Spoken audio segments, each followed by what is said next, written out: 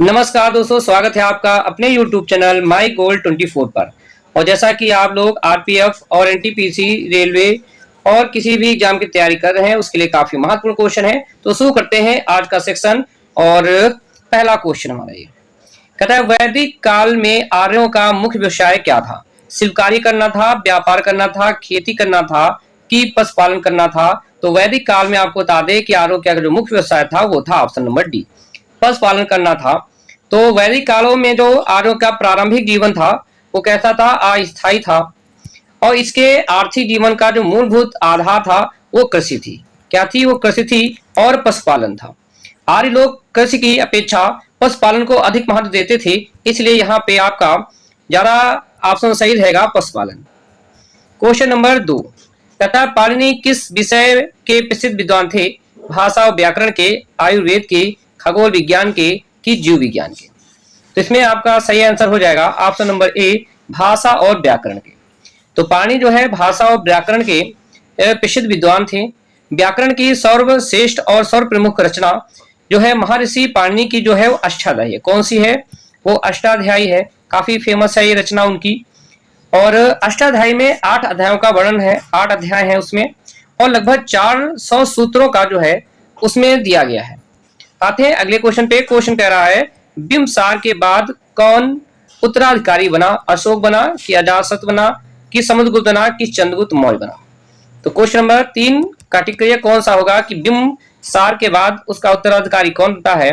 तो सही ऑप्शन हो जाएगा समुद्रगुप्त। तो बिंबिसार के पश्चात जो है उसका पुत्र था, जिसका नाम था अजातशत्रु, जो कि मगध की गद्दी पर बैठा था। और बिंबिसार किस वंश से अगर संबंधित है तो ये हर्यक वंश से थे। किस वंश से था? ये हर्यक वंश से संबंधित था। और ये जो है राजवंश मगध साम्राज्य पर शासन करने वाला प्रथम राजवंश था। तो काफी इंपॉर्टेंट पॉइंट है, इसको आप नोट कर सकते हो। आते हैं अगले क्वेश्चन पे। कहता है, किसके शासनकाल में गुरु अर्जुन देव को फांसी की सजा दी गई? अर्जुन देव को फांसी की सजा दी गई औरंगजेब, शाहजहां, जहांगीर की बख्तियार? तो कौन सा आंसर होगा? टिक करिए कि गुरु जो है अर्जुन देव को जो फांसी की सजा दी थी, किसके शासनकाल में घटना हुई थी? तो इसका सही ऑप्शन हो जाएगा ऑप्शन नंबर सी, जहांगीर के काल में। और जहांगीर ने इनको फांसी क्यों दी? क्योंकि आपने नाम सुना होगा खुसरो का। तो खुसरो की सहायता करने के कारण गुरु अर्जुन देव को जो है फांसी की सजा दी गई थी। और आते हैं अगले क्वेश्चन पे। कहता है, निम्नलिखित में से पागल बादशाह किसको कहा जाता है? इल्तुतमिश को कहा जाता है, कुतुबुद्दीन ऐबक को कहा जाता है, मोहम्मद बिन तुगलक को कहा जाता है कि औरंगजेब को कहा जाता है? तो क्लिक करिए कौन सा सही ऑप्शन हो जाएगा क्वेश्चन नंबर 5 के लिए कि पागल बादशाह के नाम से किस बादशाह को जानते हैं? तो इसका सही ऑप्शन हो जाएगा मोहम्मद बिन तुगलक को। मोहम्मद बिन तुगलक को जो है पागल बादशाह कहा जाता है। क्यों कहा जाता है? क्योंकि ये कोई भी कार्य को किया है या कोई भी निर्णय लिया है तो बहुत जल्दी ले लेता था, और उसके जो निर्णय लेने की कंडीशन थी वो सही नहीं होती थी। कहीं ना कहीं इसके निर्णय गलत साबित हुए। जैसा कि उन्हें राजधानी परिवर्तन कर दिया, दिल्ली से दौलताबाद ले गया, कि ऐसी बहुत सारी घटना है जिसने की, लेकिन वो अच्छी नहीं रही, नीति अच्छी नहीं रही, इसलिए उसे पागल बादशाह की उपाधि दी गई। अगले क्वेश्चन पे आते हैं। कहते हैं, किस मुगल शासक के काल में चित्रकला सबसे अधिक तरक्की पे रहा? ऑप्शन है औरंगजेब, शाहजहां, अकबर की जहांगीर? तो कौन सा ऐसा मुगल शासक था जिसके शासनकाल में जो है चित्रकारी अपनी चरम सीमा पे थी, सबसे अधिक तरक्की हुई इसमें? तो क्वेश्चन नंबर 6 के सही आंसर हो जाएगा जहांगीर। जहांगीर के शासनकाल में जो है चित्रकला सबसे प्रमुख, इसका विकास भी हुआ। और अगर बात करें जहांगीर के दरबार में तो इसके प्रमुख चित्रकार थे। तो जहांगीर के जो शासनकाल में प्रमुख चित्रकार था वो आगा राज था। क्या नाम था उसका? आगा राज था, जो कि प्रमुख चित्रकार था। इसके अलावा आपका अब्दुल हसन थे। कौन थे? अबुल हसन थे। और मोहम्मद नासिर था, मोहम्मद नासिर ये भी चित्रकार था। और उस्ताद मंसूर थे, उस्ताद मंसूर थे, जो कि शासन काल में चित्रकारी के लिए प्रमुख या प्रसिद्ध थे आपके। आते हैं अगले क्वेश्चन पर। अगला क्वेश्चन कह रहा है हमारा कि प्रत्यक्ष कार्यवाही दिवस पर हिंदू मुस्लिम दंगों की वजह से भारी रक्तपात हुआ था। मुंबई में, ढाका में, कोलकाता में कि दिल्ली में? तो प्रत्यक्ष कार्यवाही दिवस पर हिंदू मुस्लिम के बीच जो रक्तपात हुआ था वो कहाँ पे हुआ था? तो इसका सही आंसर हो जाएगा आपका कोलकाता में। कहाँ पे हुआ था? कोलकाता में हुआ था आपका जहां पे हिंदू मुस्लिम दंगों की वजह से काफी रक्तपात हुआ था।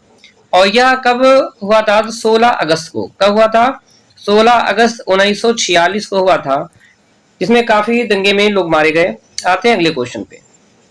क्वेश्चन कहता है प्लासी युद्ध के समय बंगाल के नवाब कौन थे? सिराजुद्दौला, मीर जाफर, मीर कासिम की इनमें से कोई नहीं। तो क्वेश्चन नंबर 8 का कौन सा आंसर सही हो सकता है? प्लासी का युद्ध के समय बंगाल के नवाब कौन थे, आपको बताना है। तो इसके लिए सही ऑप्शन हो जाएगा ऑप्शन नंबर ए, सिराजुद्दौला। कब हुआ था प्लासी का युद्ध? 1757 में हुआ था। कब हुआ था? 1757 में हुआ था। अगला क्वेश्चन कह रहा है स्वतंत्र भारत के प्रथम कानून मंत्री कौन थे? काफी महत्वपूर्ण क्वेश्चन है आपके लिए, तो वीडियो देखते रहिए। आपको अगर हमारा सेक्शन पसंद आ रहा है तो इसे लाइक और सब्सक्राइब भी कर लें। तो स्वतंत्र भारत के प्रथम कानून मंत्री थे, ऑप्शन है आपका जवाहरलाल नेहरू, वल्लभ भाई पटेल, मौलाना अब्दुल कलाम आजाद की बी.आर. अम्बेडकर। तो क्वेश्चन नंबर 9 के लिए सही ऑप्शन हो जाएगा आपका ऑप्शन नंबर सी, मौलाना अब्दुल कलाम आजाद जो है भारत के प्रथम कानून मंत्री थे। आते हैं क्वेश्चन कह रहा है कि आपका निम्नलिखित में से भारतीय वाद्य यंत्र में सबसे पुराना वाद्य यंत्र कौन सा है? सबसे पुराना पूछा है इसमें, तो वीणा है कि तबला है कि सितार है कि संतूर है? तो इसके लिए जो सही आंसर हो जाएगा वो आंसर हो जाएगा सबसे पुराना जो हमारा वाद्य यंत्र है वो है वीणा। कौन सा है? वीणा सबसे प्राचीन है। क्वेश्चन कह रहा है निम्नलिखित में से कौन सा नृत्य केवल अकेले किया जाता है? भारतनाट्यम, कुचिपुड़ी, मोहिनीअट्टम की ओडिशा। तो कौन सा आंसर होगा जो नृत्य अकेले किया जाता है? तो सही ऑप्शन हो जाएगा आपका मोहिनीअट्टम। मोहिनीअट्टम जो है कहाँ का फेमस है? केरल में। तो केरल का प्राचीन जो है इसका उद्गम हुआ था वहां पे, जो कि अकेले नृत्य किया जाता है। आते हैं अगले क्वेश्चन पे। क्वेश्चन कहता है सिटी ऑफ जॉय फिल्म में मुख्य भूमिका किसने निभाई थी? आमिर खान ने, ओम पुरी ने, आलोक नाथ ने कि दिलीप कुमार ने? तो सिटी ऑफ जॉय ये जो है इसमें जो मुख्य भूमिका निभाई थी वो निभाई थी आपकी आमिर खान ने। किसने निभाई थी? आमिर खान ने। अगला क्वेश्चन कहता है द्वितीय विश्व युद्ध के युद्ध अपराधियों पर कहां पर मुकदमा चला था? न्यूरेनबर्ग में चला था, पीटर्सबर्ग में चला था, गेटिसबरी में चला था कि इनमें से कोई नहीं? तो द्वितीय विश्व युद्ध के जो अपराधी थे उन पे मुकदमा जो चला था वो चला था आपका ऑप्शन नंबर ए, न्यूरेनबर्ग में चला था आपका। इसमें कार्यवाही लगभग 1 साल तक आपकी जारी रही थी, जिसमें जो है 12 आरोपियों को मृत्युदंड की सजा दी गई थी। आते हैं अगले क्वेश्चन पे। अगला क्वेश्चन कहता है हमारा कि किस यूनानी इतिहासकार को इतिहास का जनक कहा जाता है? तो इतिहास का जनक कहा जाता है आर्किमिडीज को, हेरोडोटस को, यूक्लिड को कि हिप्पोक्रेट्स को? तो क्वेश्चन नंबर 14 का जो सही ऑप्शन हो जाएगा जो इतिहास का जनक कहा जाता है वो आपका जनक कहा जाता है हेरोडोटस को।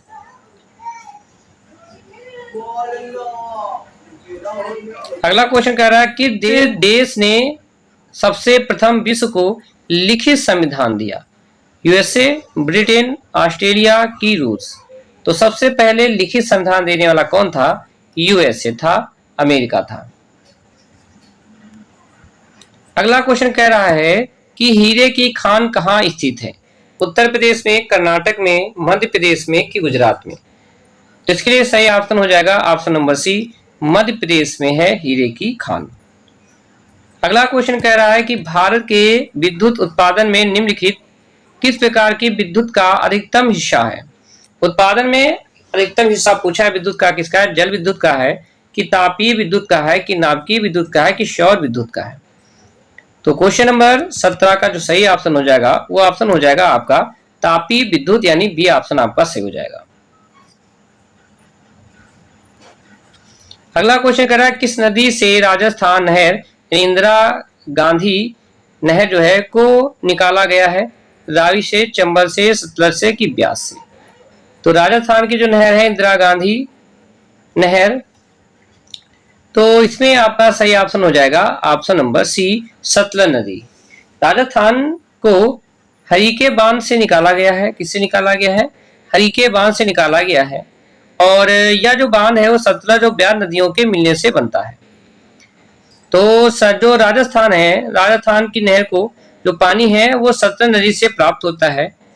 तो आपको बता दें कि जो ये नहर है यह 3219 किलोमीटर लंबी है। और राजस्थान के अगर क्षेत्र की बात करें तो गंगानगर, बीकानेर, जैसलमेर बहुत सारे जिले हैं जिसकी द्वारा इससे सिंचाई की जाती है। आते हैं अगले क्वेश्चन पे। क्वेश्चन कह रहा है कि हडसन नदी के किनारे निम्नलिखित में से कौन सा शहर बसा है? न्यूयॉर्क, संयुक्त राज्य अमेरिका, ब्रिटेन की फ्रांस। तो क्वेश्चन नंबर जो आपका 19 है उसके लिए सही ऑप्शन हो जाएगा ऑप्शन नंबर ए, न्यूयॉर्क जो है हडसन नदी के किनारे बसा हुए है। आते हैं अगले क्वेश्चन पे। क्वेश्चन कहता है आपका कि लुफ्थहासा कहाँ की एयरवेज है? जापान की, ब्रिटेन की, फ्रांस की कि जर्मनी की? तो सही ऑप्शन हो जाएगा ऑप्शन नंबर डी, आपकी जर्मनी की। जापान की अगर बात करें तो जापान में जापान एयरलाइंस है या ऑल निपोन एयरवेज है। और फ्रांस की अगर बात करें तो यहाँ पे एयर फ्रांस है। और अगर हम ब्रिटेन की बात करें तो यहाँ पे ब्रिटिश एयरवेज है। और जर्मनी की जो है एयरवेज को लुफ्थहासा कहा जाता है। अगला क्वेश्चन कहता है सिक्सवी द्वीप किस खाड़ी में अवस्थित है? हडसन की खाड़ी में, अरब की खाड़ी में, मैक्सिको की खाड़ी में कि सेंट लॉरेंस की खाड़ी में? तो क्वेश्चन नंबर 21 का सही ऑप्शन हो जाएगा मैक्सिको की खाड़ी में, ऑप्शन नंबर सी जो है सही हो जाएगा। अगला क्वेश्चन है निम्नलिखित में से किस सागर में ग्रेट बैरियर रीफ पाया जाता है? काफी प्रशांत महासागर में, हिंद महासागर में, अटलांटिक महासागर में कि अंटार्कटिक महासागर में? तो ग्रेट बैरियर रीफ काफी महत्वपूर्ण क्वेश्चन है और इसका सही आंसर हो जाएगा ऑप्शन नंबर ए, प्रशांत महासागर में। जो ग्रेट बैरियर रीफ है वो प्रशांत महासागर में पाया जाता है। और ये जो है हमारा जो ग्रेट बैरियर रीफ है ये ऑस्ट्रेलिया के उत्तर पूर्व के तट के सहारे आपका है। आते हैं अगले क्वेश्चन पर। कहता है पृथ्वी की कोर किस रूप में है? बर्फ के, गर्म गैसों के, लोहे के कि पिघले हुए द्रव के?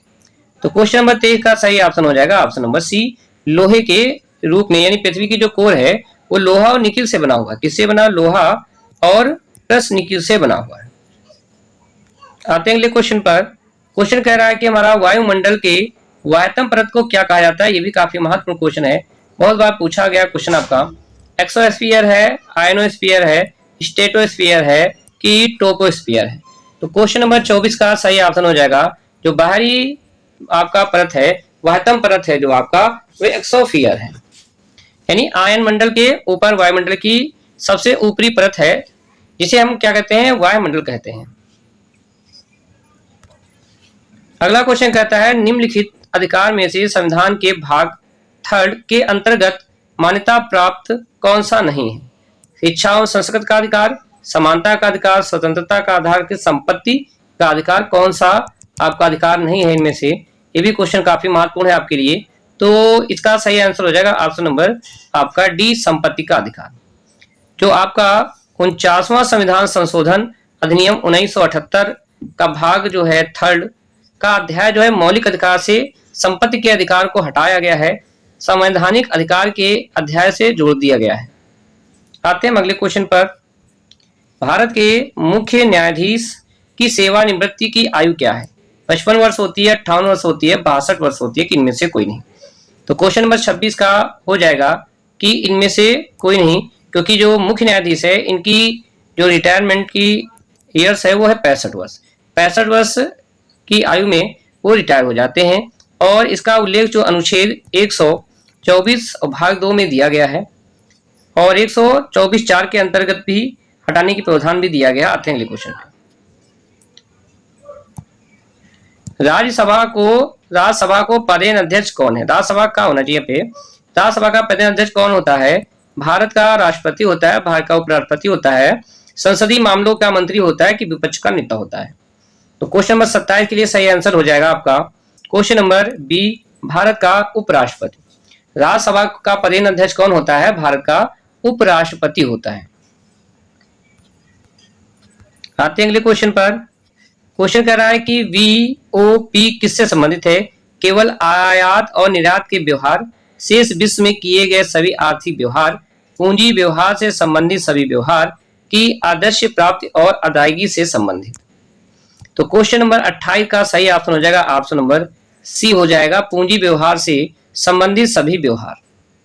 अर्थशास्त्र में उपयुक्त का अर्थ क्या है? निम्नलिखित को सामर्थ्य देना, आनंद देना, लाभ कमाना, मानवीय भाग को पूरा करना कि मानवीय उद्देश्यों को पूरा करना। तो अर्थशास्त्र में जो आपका अर्थ है सामर्थ्य देना, तो सामर्थ्य देने के अर्थ में आपका कौन सा आंसर सही होगा? ऑप्शन नंबर सी, मानवीय मांग को पूरा करना। अगला क्वेश्चन है कि दिसंबर 16 को विजय दिवस के रूप में किसका स्मरण करने के लिए ये मनाया जाता है? प्रथम स्वतंत्रता संग्राम, स्वतंत्रता प्रस्ताव, पाकिस्तान पर 1971 की विजय की यूएई का एकीकरण। तो क्वेश्चन नंबर 30 का सही ऑप्शन हो जाएगा ऑप्शन नंबर सी, पाकिस्तान पर 1971 की विजय के लिए हम लोग मनाते हैं। अगला क्वेश्चन है कि विश्व विरासत दिवस कब मनाया जाता है?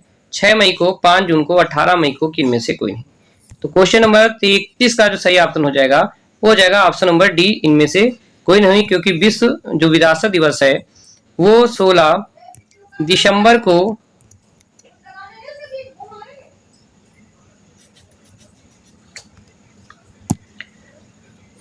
तुम्हें सही आंसर हो जाएगा आपका ऑप्शन नंबर डी, इनमें से कोई नहीं, क्योंकि विश्व विरासत दिवस जो है 18 अप्रैल को मनाया जाता है। कब मनाया जाता है? 18 अप्रैल को मनाया जाता है। सही आंसर हो जाएगा इनमें से कोई नहीं। अगला क्वेश्चन है आपका कि पुस्तक फ्रीडम बिहाइंड वार के लेखक कौन है? किरण बेदी, नेल्सन मंडेला, जवाहरलाल नेहरू की शेख अब्दुल्ला। तो क्वेश्चन नंबर 32 का सही ऑप्शन हो जाएगा आपका option number A, Kiran Bedi. जो फ्रीडम बिहाइंड वार के लेखक हैं वो हैं किरण बेदी हैं। अगले क्वेश्चन पे आते हैं, निम्नलिखित में से कौन सी पुस्तक सलमान रुश्दी ने नहीं लिखी है? The shame, the satanic verses और डाउनफॉल की मिडनाइट चिल्ड्रन। तो सलमान रुश्दी द्वारा जो नहीं लिखी गई है वो है आपकी option number C. Option number कौन सा हो जाएगा? ऑप्शन नंबर सी हो जाएगा, डाउनफॉल। कौन सी? डाउनफॉल सलमान रुश्दी द्वारा नहीं लिखी गई है और बाकी जो पुस्तकें हैं वो सलमान रुश्दी द्वारा लिखी गई है। अगला क्वेश्चन है कि पृथ्वी सम्मेलन के नाम से प्रथम सम्मेलन कहाँ हुआ था? काराकस में हुआ था, रियो डी जेनेरियो में हुआ था, टोक्यो में हुआ था कि पेरिस में हुआ था? तो क्वेश्चन नंबर 34 का सही ऑप्शन हो जाएगा option number B, Rio de Janeiro में हुआ था पृथ्वी सम्मेलन नाम से प्रथम जो सम्मेलन हुआ था। क्वेश्चन नंबर 35, ब्रिटिश सरकार की सरकारी रिपोर्ट का प्रकाशन जो होता है उसे क्या कहा जाता है? ब्लू बुक, ग्रीन बुक, आपका सफेद यानी व्हाइट बुक, पीला यानी आपका येलो बुक क्या कहा जाता है? तो आपको बता दें कि इसमें से जो ग्रीन बुक है, तो ग्रीन बुक जो है इटली और ईरान का जो सरकारी रिपोर्ट है वो पेश की जाती है, और जो आपका पीला यानी आपका जो येलो है वो फ्रांस का है, और जो व्हाइट है बुक ये पुर्तगाल, चीन और जर्मनी में इसका चलता है, और जो आपका ब्लू बुक है वो आपका ब्रिटिश है। तो यहाँ से ब्लू बुक कहाँ से हो जाएगा? ब्रिटिश से हो जाएगा, ऑप्शन नंबर ए हो जाएगा। अगला क्वेश्चन है कि दादा साहब फाल्के पुरस्कार दिया जाता है गुजराती साहित्य के, भारतीय चलचित्र में विशिष्ट सेवा के लिए, भारत में नाटक की उन्नति के लिए कि भारतीय संगीत के विकास के लिए? क्वेश्चन नंबर 36 का सही ऑप्शन हो जाएगा ऑप्शन नंबर आपका बी, भारतीय चलचित्र में विशिष्ट सेवा के लिए दादा साहब फाल्के पुरस्कार दिया जाता है, यानी फिल्म के क्षेत्र में दिया जाता है। अगला क्वेश्चन है कि कलिंग पुरस्कार दिया जाता है भारत सरकार द्वारा, उड़ीसा सरकार द्वारा, सार्स द्वारा कि यूनेस्को द्वारा? तो क्वेश्चन नंबर 37 का सही ऑप्शन है जो आपका कलिंग पुरस्कार है ये यूनेस्को द्वारा दिया जाता है। कलिंग पुरस्कार की जो शुरुआत हुई थी वो 1952 में हुई थी। अगले क्वेश्चन पे आते कहते क्वींसबेरी रूल। क्वेश्चन है आपका 38, क्वींसबेरी रूल्स किस खेल से संबंधित है? क्रिकेट से, टेनिस से, बॉक्सिंग से कि आपका हॉकी से? तो क्वेश्चन नंबर 38 का सही ऑप्शन हो जाएगा आपका बॉक्सिंग से संबंधित है ये क्वेश्चन। तो ये थे आज के हमारे क्वेश्चन जो कि आपके लिए काफी महत्वपूर्ण है। अगर आपको हमारा सेशन अच्छा लगा हो तो इसे लाइक सब्सक्राइब जरूर करें।